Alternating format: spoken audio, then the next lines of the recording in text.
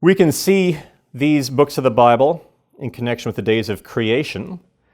Genesis, tracking with day 1. We have God initiating, establishing light in the midst of darkness. Abraham and the covenant people as the light to the world. In Exodus, corresponding to day 2, we move out of the house of bondage to God's house. A firmament people is separated from, to be in the midst of the world, from the other nations of the world, and we have them building a heaven, building a tabernacle, a firmament heaven.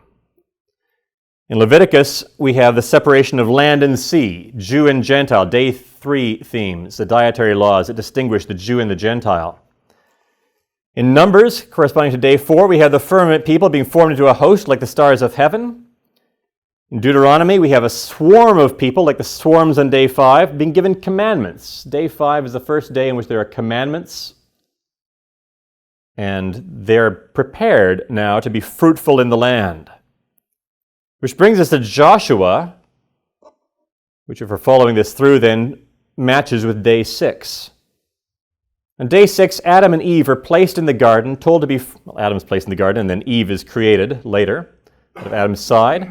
But they're in the garden, they're told to be fruitful, to multiply and subdue the earth.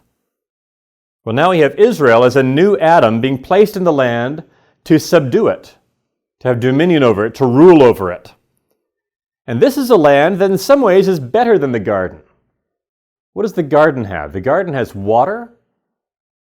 It's abundantly well watered, and it has fruit. But what does the land have? The land has glorified water, it has milk, and it has glorified fruit. Fruit is sweet.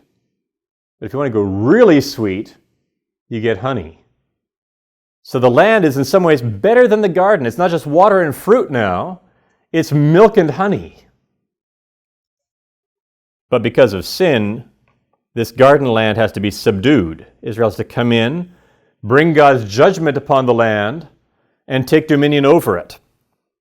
In some ways, you could say that Joshua in particular is the new Adam bringing in the people united to him, and he's bringing them in to rest.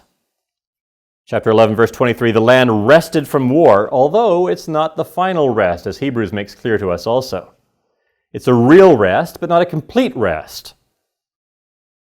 And it is a type of the rest that the greater Joshua is going to bring.